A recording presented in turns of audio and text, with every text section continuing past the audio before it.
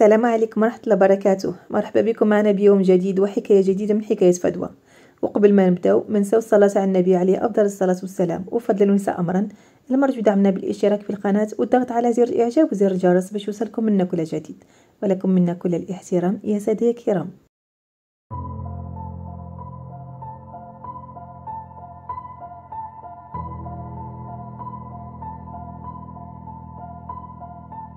قصتنا ديال اليوم كتهضر على واحد 3 ديال الشباب. دوك الشباب اللي كيقراو في الثانوي وكيستعدوا بانهم يتخرجوا من الثانويه ويدخلوا الجامعه. هاد الشباب 3 طارق وعادل وجلال كانوا صحاب مزيان ما كيتفارقوش.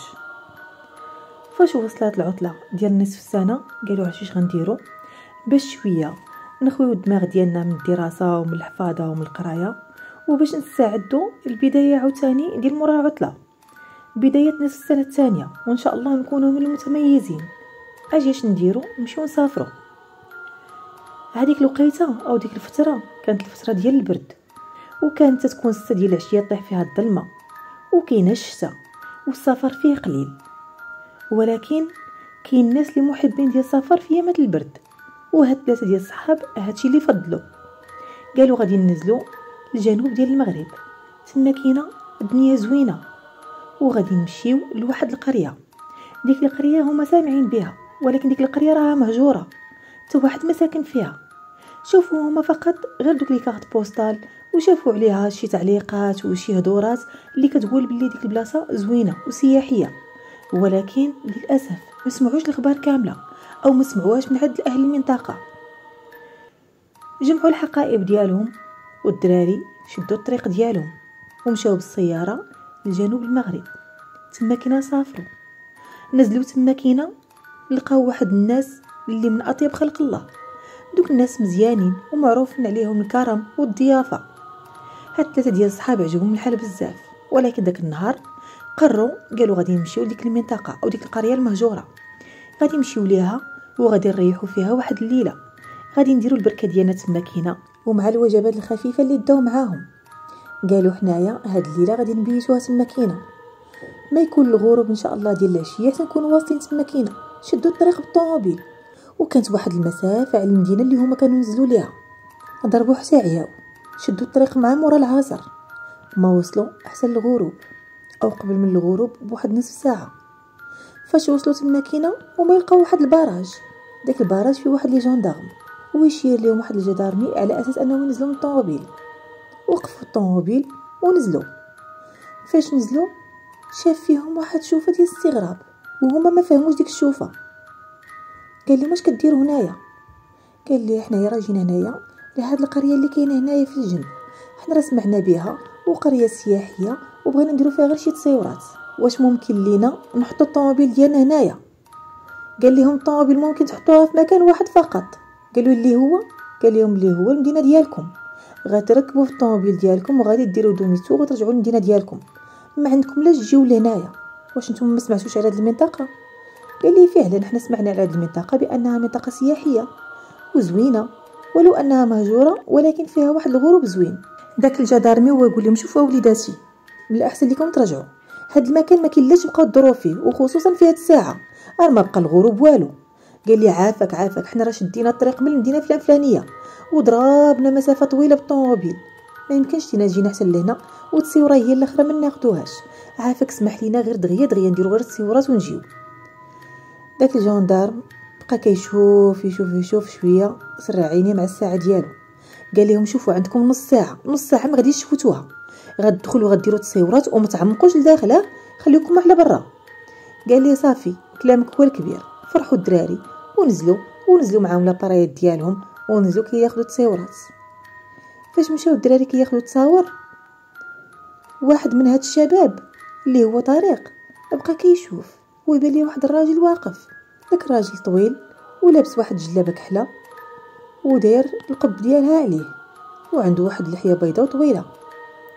بقى كيشوف فيه طارق، كيشوف داك الراجل كيشوف طارق. المهم داك الراجل واقف وحده واحد الدويره. حنا شنو قلنا بان هاد القريه راها مهجوره، كانت عباره على دور ديال الطين فقط، فيها ممرات وربما فيها حتى متاهات. يعني من الاحسن الواحد ما يدخلش لها لداخل. بان ليهم داك الراجل واقف حدا واحد الدويره تما. المهم داك الجدارمي وبدا كيشير ليهم، اجيو رجعوا في حالاتكم خلاص، فاتت نص ساعه. الدراري جمعوا الباكاج ديالهم ومشاو، قصدوا الطوموبيل ديالهم. كيشوفوا دوك لي جوندار جمعوا ديك العلامات ديالهم ديال التوقف وجمعوا الماتيريال ديالهم وركبوا في الطوموبيل ديال الجوندار وشدوا الطريق. الجوندار شادين الطريق متجهين اتجاه ديال اليمين. طريق ويقول ما عرفتش شنو غديروا الدراري، شدوا الطريق على اليسار وداكشي اللي داروا. فاش شافوا ريوسهم باللي بعدوا من الجوندار، طريق ويقول ما عرفتش شنو غنديروا دابا. الدراري هما يضحكوا، قال لي اذا نرجعوا، قال لهم داكشي اللي كاين. فاش بداو راجعين وشادين الطريق ويقول لهم طريق واش ما شفتوش داك الراجل اللي كان واقف فاش كنا حنا كنتصوروا، هو كان واقف كيشوف فينا. بداو كيضحكوا وما يقول ليه فين بالك هاد الراجل، حنا ما شفنا حتى راجل. قال لهم لا راه والله حتى شفت واحد الراجل كان واقف وكيشوف فينا، واش نتوما ما شفتوش؟ هادي لو جلال قال ليه لا حنا راه ما شفناش. المهم رجعوا المكان. فاش رجعوا المكان وقفوا الطوموبيل ديالهم وبداو داخلين ديك القريه المهجوره اللي هما الجندارم اصلا قالوا ليهم ما تدخلوش ليها نهائيا. الدراري اشنو قالوا ربما كيجيو ليها الشماكريه، كيجيو ليها السكيريه، كيوقعوا فيها جرائم حوادث، ربما هادشي علاش ما بغاوناش ندخلوا ليها. ولكن حنا غادي ندخلوا في امن وامان، ما غنجبدوا صداع مع حد، واخا نشوفوا اللي شفنا ما نجبدوا صداع مع حد. زائد ان المنطقه خاويه كتصفر، حنا قلنا بلي هي راه قريه مهجوره. الدراري فاش بداو داخلين هما يتلاقاو بواحد الراجل.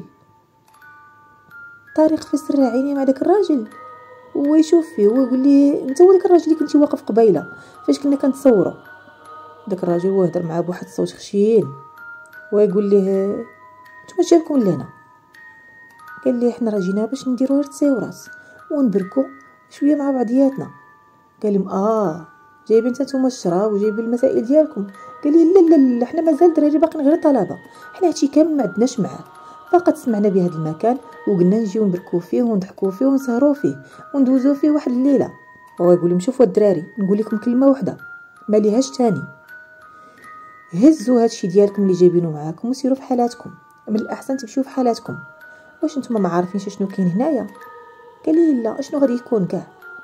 قال لهم هنا راه منطقه مهجوره وليها صحابها وليها اهلها، بالاحسن ترجعوا.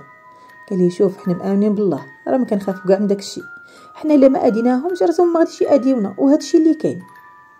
شويه الدراري هما يسولوه قال لي واش انت هو المسؤول على هنا؟ قال لهم هي انا هو المسؤول على هنا. فاش كيمشيو الجندار انا كنعس هنايا.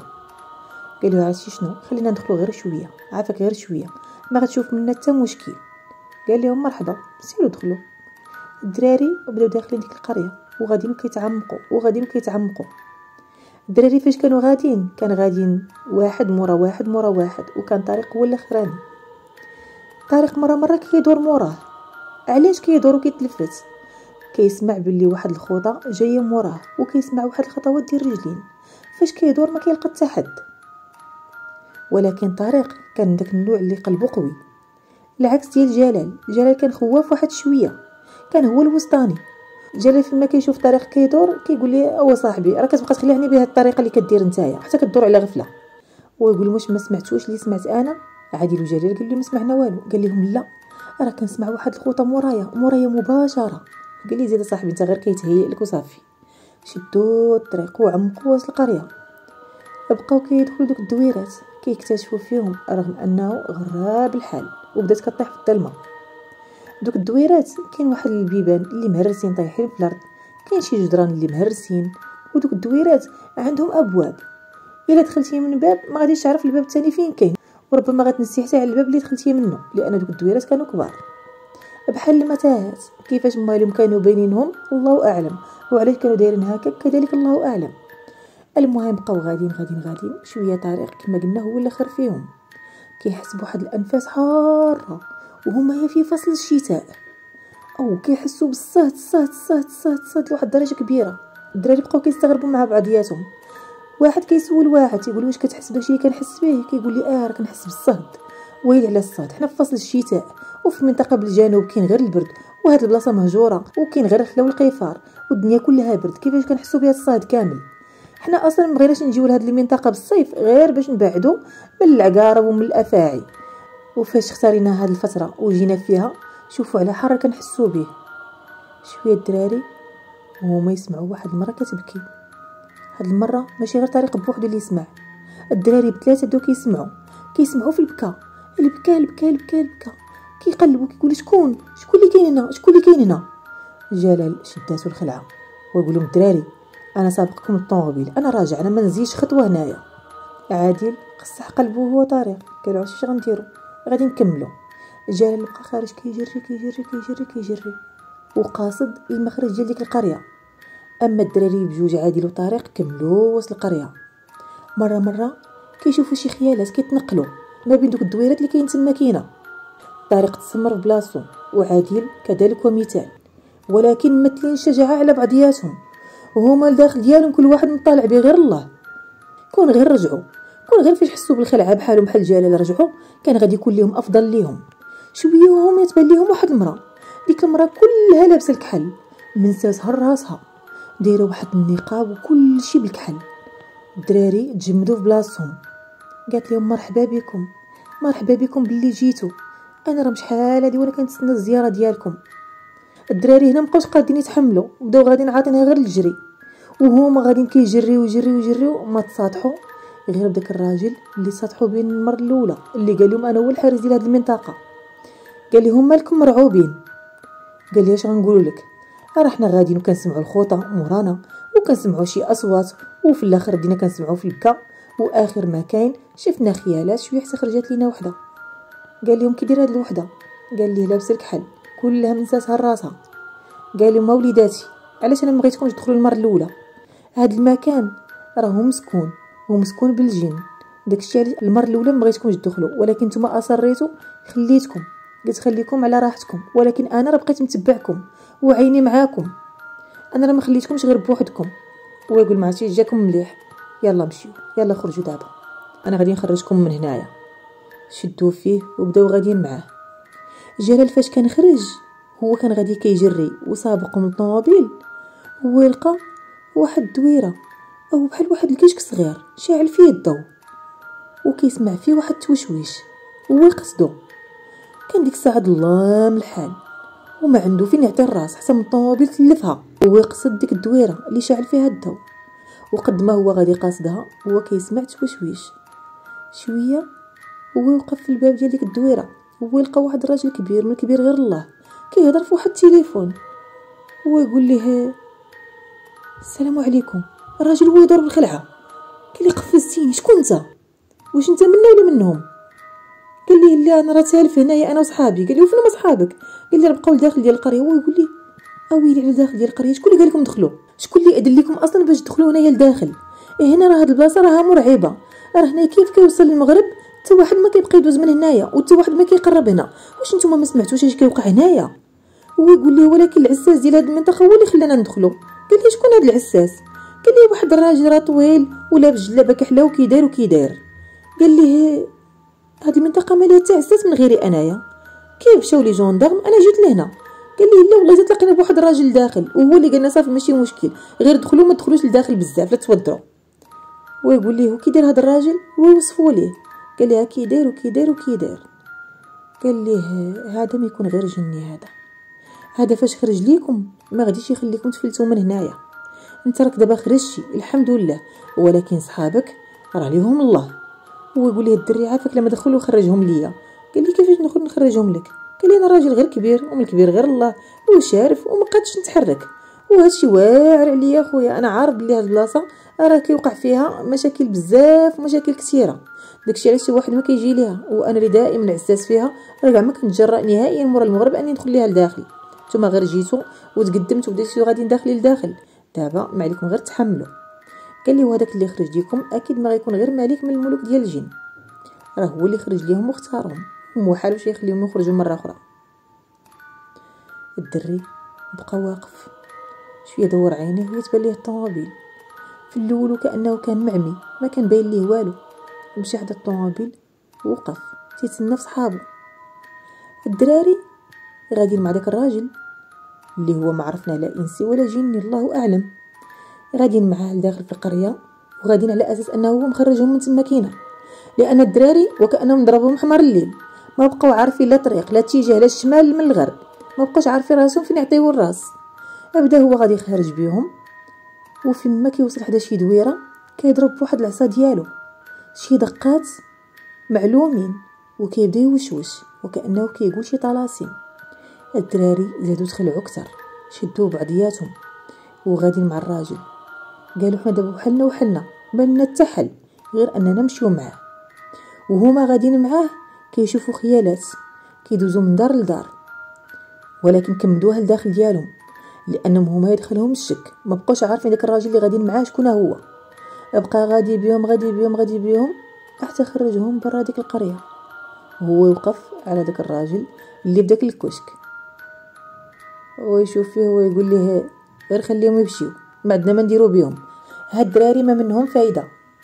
قال ليه نعم ما منهم فايده؟ قال لي كما كتسمع، ما عندنا ما نديرو بهم، من الاحسن خليهم يمشيو ولا غادي يسبوا لنا المشاكل مع الجندار، من الاحسن يمشيو في حالاتهم.